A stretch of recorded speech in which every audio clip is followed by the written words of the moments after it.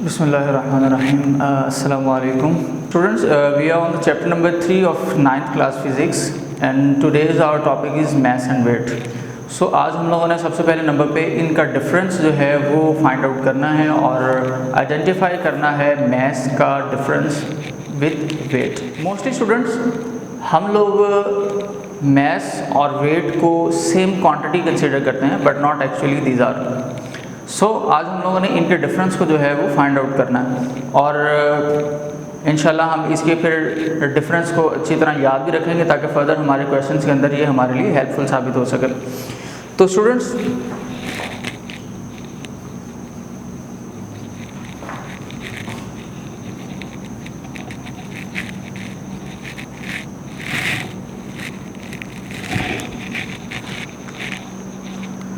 यहाँ पर हम अपने मैस और वेट को बेसिक डेफिनेशंस और कुछ लॉजिक्स की बुनियाद पर हम क्लासिफाई करेंगे.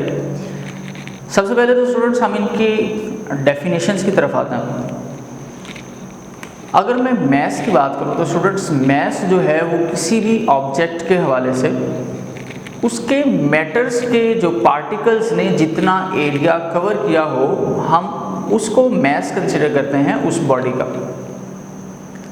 तो अगर हम यहाँ पर इसकी डेफिनेशन को इस बुनियाद पर लिखना चाहें तो we can define the mass with the definition as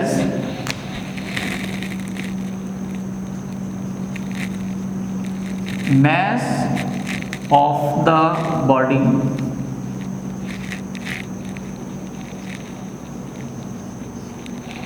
is the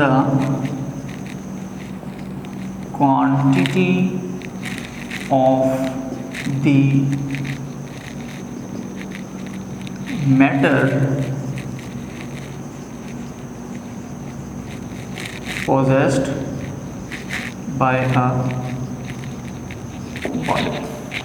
तो स्टूडेंट्स यहाँ पर हमारे पास ये जो डेफिनेशन बनती है कुछ डेफिनेशन को हम यूँ डिस्क्राइब करते हैं कि mess of the body is the quantity of the matter that possessed by a body. यानी मैस हमारे पास ऐसी क्वांटिटी है एक बॉडी की जो कि उस बॉडी में मौजूद मैटर के पार्टिकल्स की मौजूदगी की वजह से पोजेस की जाती है. इसी तरह स्टूडेंट्स अगर हम बात करें अपने वेट की तो वेट की क्लासिफिकेशन में अगर देखें तो हमारे पास वेट दो चीज़ों के कम्बिनेशन से बनता है. सबसे पहले नंबर पे स्टूडेंट्स जब आपके पास कोई ऑब्जेक्ट हो जिसका कोई साइज एरिया या शेप अवेलेबल हो तो फिर स्टूडेंट्स और उसके ऊपर ग्रेविटेशनल फोर्स लग रही हो तो इन दोनों के प्रोडक्ट से हमें एक क्वांटिटी मिलती है जिस क्वांटिटी को हम नाम देते हैं वेट का. अगर हम वेट की डेफिनेशन को डिस्क्राइब करना चाहें तो हम इसके डिफरेंस के अंदर उसको कुछ इस अंदाज से लिख सकते हैं. Student weight is the product of mass and force with which earth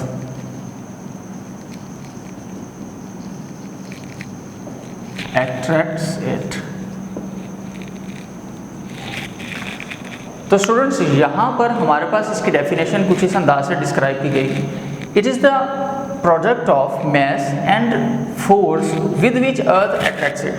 तो यहाँ पर स्टूडेंट्स इसका मतलब ये होगा कि ये ऐसी फोर्स है जिससे अर्थ हमें इसको ऑब्जेक्ट को अपनी तरफ खींचती हैं and which is gravitational force.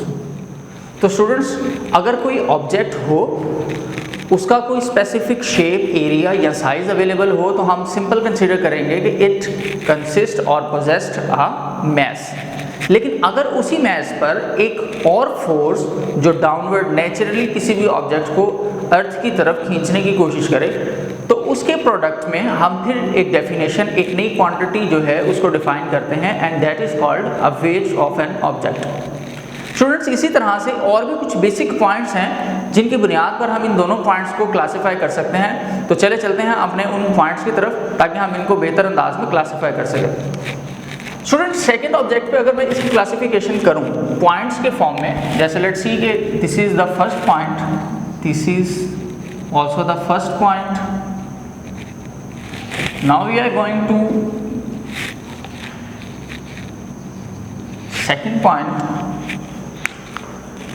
तो स्टूडेंट्स मैथ्स के हवाले से अगर एक आपको बात बताऊं तो फॉर एग्जांपल कि आपने कोई भी एक ऑब्जेक्ट जो है जिसका स्पेसिफिक मैथ्स है, फॉर एग्जांपल आप हाइकिंग के लिए या क्लाइंबिंग करने के लिए आप माउंटेन्स पर जा रहे हैं और आप अपने साथ बहुत ज़्यादा हैवी वेट भी जो है उसको लेकर चल रहे हैं। तो स्टूडेंट्स आपके पास ये जो आपका हैवी वेट होगा, जो बैग होगा या उस बैग में सामान होगा, आप अगर ज़मीन से समुंदर के अंदर चले जाएं या समुंदर से आप माउंटेन किसी हाइकिंग के लिए ऊंचाई पर चले जाएं, तो आपके पास आपका ये जो बैग है इसकी शेप, इसका साइज़ ये सेम रहेगा, क्योंकि इसके जो मैटर था जिससे ये बना था उसके पार्टिकल्स जो थे उनकी क्वांटिटी एज इट इज़ रहती है।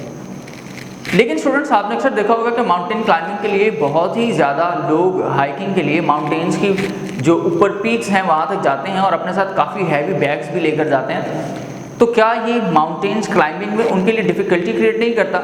लेकिन स्टूडेंट्स यहाँ पर एक पॉइंट और ये भी हमारे पास आता है कि हमारे पास ये जो वेट की डेफिनेशन है उसके अकॉर्डिंग अगर हम देखें तो हमारे ऑब्जेक्ट जिनका मैस अवेलेबल है, जब ये ज़मीन की सतह यानी सरफेस ऑफ अर्थ के करीब रहते हैं तो इनका वेट ज़्यादा होता है, और जैसे जैसे इस सरफेस ऑफ अर्थ से दूर जाना शुरू हो जाएंगे वैसे वैसे इनका जो वेट है वो लेस होना शुरू हो जाएगा, क्योंकि ग्रेविटेशनल फोर्स की वैल्यू जो है हमारे पास यहाँ पर सरफेस ऑफ अर्थ पे हम नॉर्मली जो वैल्यू कंसिडर करते हैं दैट इज़ द 10 मीटर पर सेकेंड स्क्वायर, और मोस्टली हम डिफरेंट बुक्स के अंदर इसको 9.8 भी कंसिडर करते हैं, 9.8 मीटर पर सेकेंड स्क्वायर। तो स्टूडेंट्स ये वैल्यू वेरी करना शुरू कर देती है with the help of height. तो जैसे जैसे आपकी हाइट जो है वो इंक्रीज होगी आपकी ये वैल्यू 9.8 से 9.7 इसी तरह बहुत ही माइनर वैल्यूज़ के साथ ये डिक्रीज होना शुरू हो जाती है। तो जैसे जैसे ऑब्जेक्ट आपका हाइट पे जाएगा तो वहाँ पर इसका जो वेट है वो कम हो जाएगा। तो स्टूडेंट्स यहाँ पर एक और पॉइंट ये गेन हुआ कि मैस हमारे पास एक ऐसी क्वांटिटी है जो चेंज ऑफ प्लेस की वजह से वेरी नहीं करती, चेंज नहीं होती, लेकिन हमारे पास जो वेट है ये चेंज ऑफ प्लेस से चेंज हो जाता है। तो हम यहाँ पर एक और पॉइंट अपना कंक्लूड करते हैं।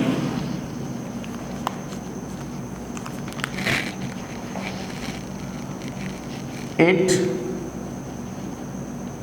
Does not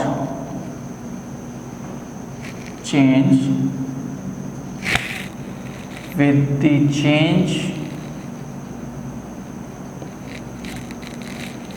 change of place. और इसी तरह जो हमारा सेकंड वैल्यू के लिए जो पॉइंट आउट होगा हम उसको यूं मेंशन करेंगे, it is change with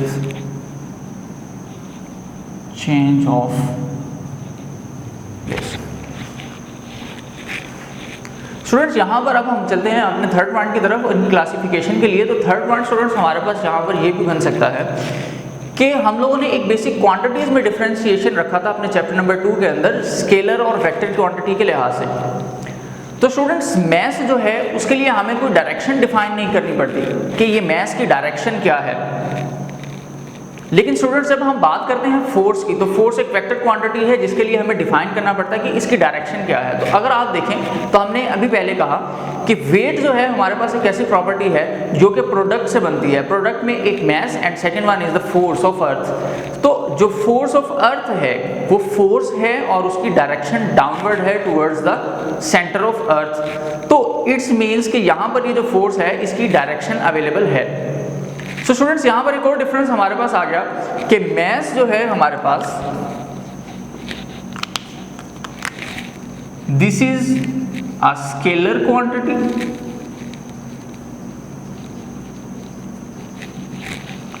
and whether on the other hand the weight is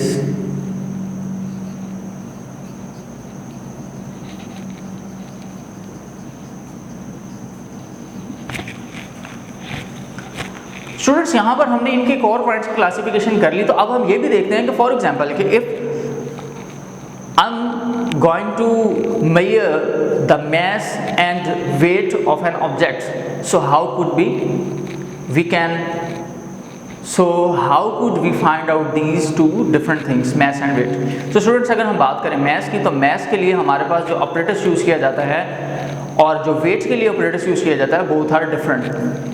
so students हमारे पास वो ऑब्जेक्ट, वो ऑपरेटर्स जो हम अपने मास ऑफ एन ऑब्जेक्ट को मेजर करने के लिए यूज़ करते हैं, हम उसे नाम देते हैं फिजिकल बैलेंस।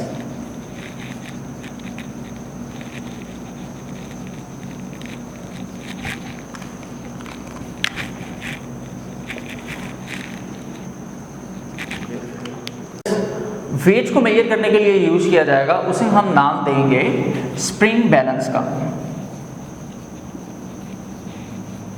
आपको इन दोनों की पिक्चर आपकी स्क्रीन पर नजर आ जाएगी। तो ये स्टूडेंट्स आपके पास दोनों डिफरेंट हमारे पास ऑब्जेक्ट्स हैं, ऑपरेटर्स हैं, जिनकी मदद से हम मास और वेट को मेजर करते हैं। So students let's move towards the next point. तो यहाँ पर हमारे पास अब हमें और भी कुछ ऐसे पॉइंट्स कंसीडर करने हैं जिनकी बुनियाद पर हम इन्हें क्लासीफाई कर सकें। स्टूडेंट्स आपको याद होगा स्टार्ट में मैंने एक बात यूज़ की थी कि हमारे पास एक जो वेट है उसको हम मेजर करते हैं product of force and mass. तो फोर्स एंड मास का, फोर्स ऑफ अर्थ जिसे हम ग्रेविटेशनल फोर्स का नाम देते हैं, जो मैंने यहाँ पर मेंशन भी किया, तो स्टूडेंट्स हमारे पास कोई ना कोई ऐसा फॉर्मूला भी होगा जिसकी मदद से हम इनको कैलकुलेट कर सकें न्यूमेरिकल फॉर्म के अंदर। तो स्टूडेंट्स यहाँ पर हमारे पास इन दोनों के फार्मूलाज भी हैं। हम चलते हैं अपने नए फार्मूलाज की तरफ इन पॉइंट्स के, एंड दैट आर स्टूडेंट्स आपके पास जो मास ऑफ एन ऑब्जेक्ट है, मास ऑफ एन ऑब्जेक्ट को मेजर करने के लिए जो फॉर्मूला हम यूज करने वाले हैं, that is F is equal to ma, the product of mass and acceleration. We can also measure it by the formula of weight.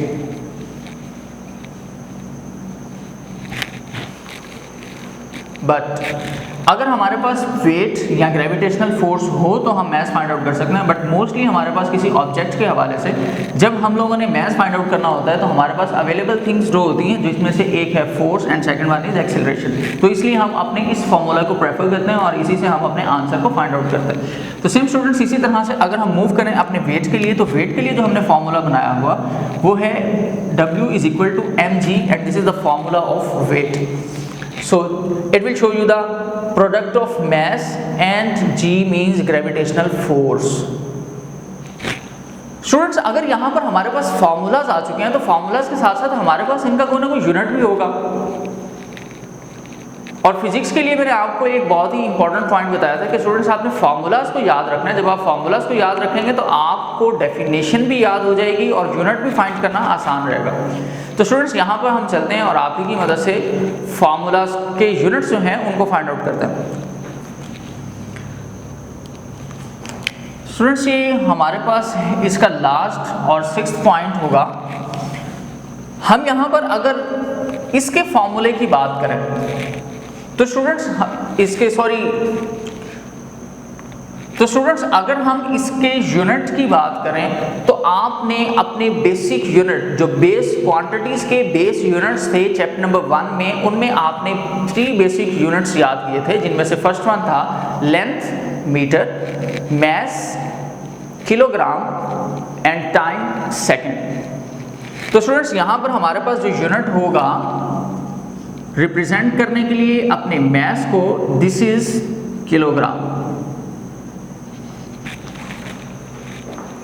And same है स्टूडेंट्स अगर हम लोगों ने फाइंड आउट करना है अपने वेट को, तो वेट को फाइंड आउट करने के लिए हमारे पास जो यूनिट है, जो इसको रिप्रेजेंट करने के लिए हमारे पास यूनिट होगा स्टूडेंट्स, दैट वन इज